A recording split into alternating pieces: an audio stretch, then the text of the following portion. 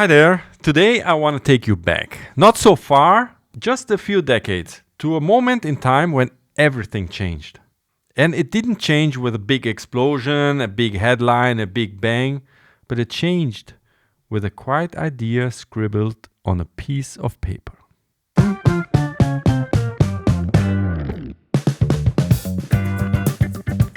Our story begins in southwest London in 1955. A child is born to two British computer scientists, Mary Lee Woods and Conway Berners-Lee.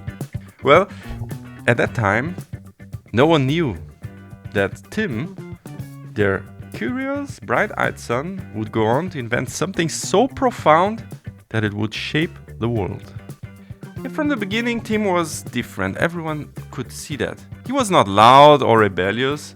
At school, for example, he was quiet. Often he was scribbling in his notebook, sketching something, looking about machines, reading about electronics. In fact, he once rigged an old television to become a computer monitor at a time where most people didn't even know what a computer was. But then things started to get really interesting. Because Tim really wasn't a prodigy. He didn't went through school with perfect grades. In fact, his journey was an unexpected one. He had a lot of setbacks and distractions and detours, and he didn't went straight to university, but he managed to get into the Queen's College to study physics, not computer science. But then something happened. While at Oxford, Tim was caught hacking. And I don't mean in the modern cyber criminal sense, but he was poking into some restricted parts of the university computer system. And what happens then? It was crazy. Because he was banned from using university computers. So imagine that. The man who would invent the World Wide Web was forbidden to use computers. And yet, he didn't stop. Fast forward a bit. The year is 1989 and the world is holding its breath. And the reason for it is that the Berlin Wall was still standing, but not for long. You could already feel the cracks in the concrete.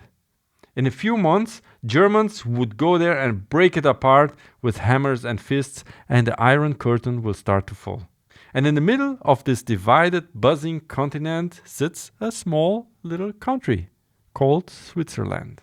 It is a neutral, wealthy, and quiet place, a place for banks, clocks, and beneath a few sleepy hills near Geneva, a scientific center called CERN, the European Organization for Nuclear Research.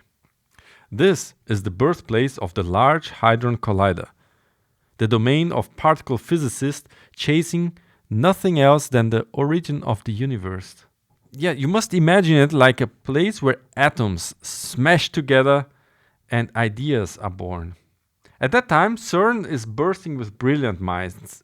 So they're from all over the world, physicists, engineers, programmers, and they're all chasing the building blocks of reality. But there was a problem. And there was one problem which is so frustrating that it could bring science itself to a grinding halt. And the problem was that no one could find anything. There are infinite amounts of data being generated by the experiments, papers being published, documents being sorted or stored, pictures, videos, you name it. For example, papers are stored on floppy disks. The floppy disks are stored in a shelf somewhere or laying around on some desks. For example, data is locked inside machines that don't talk to each other. Because some of the computers run on Unix, some of them run on VEX, which is another operating system. And there's even some Macintosh laying around. It is like a bunch of brilliant people drowning in their own information flood. And one of them is Tim Berners-Lee.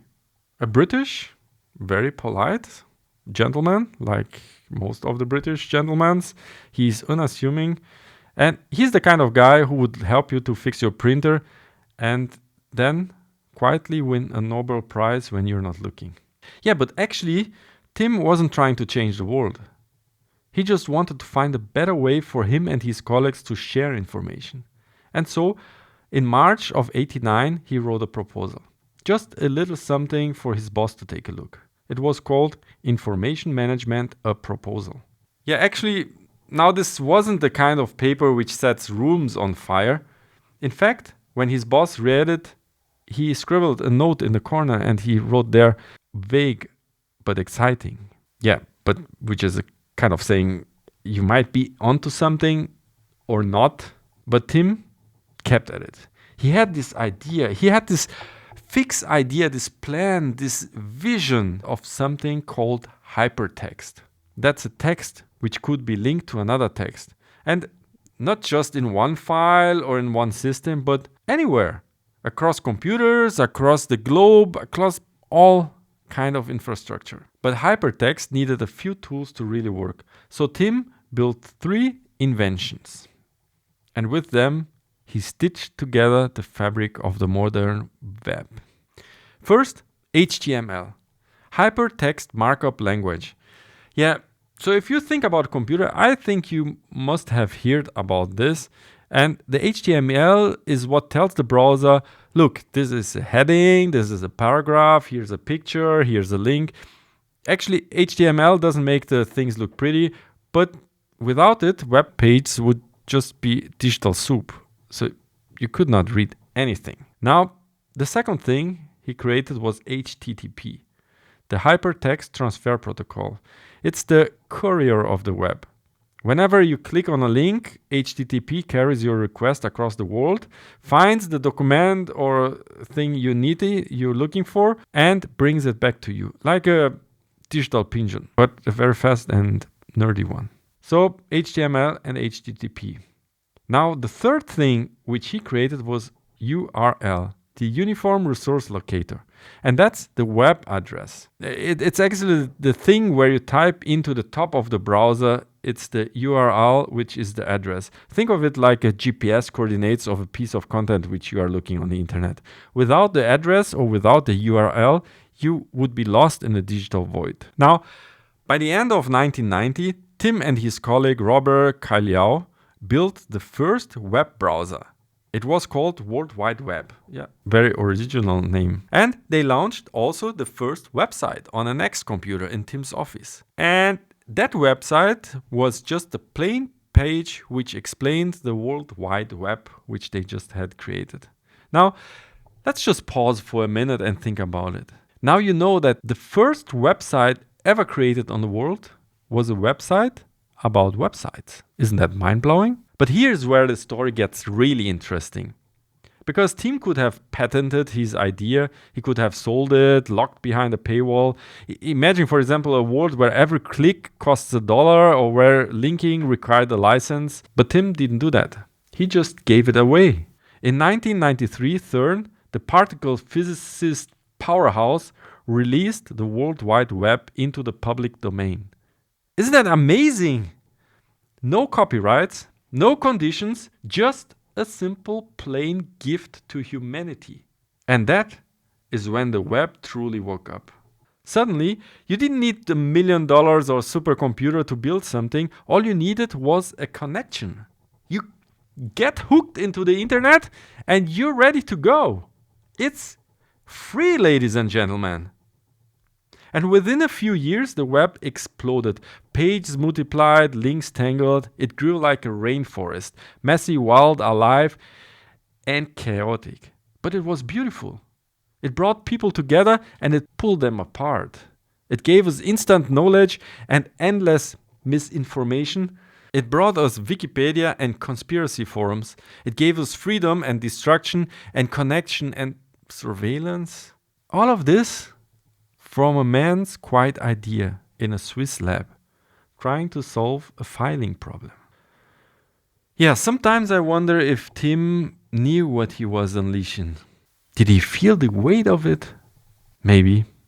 But either yes or no, he kept going.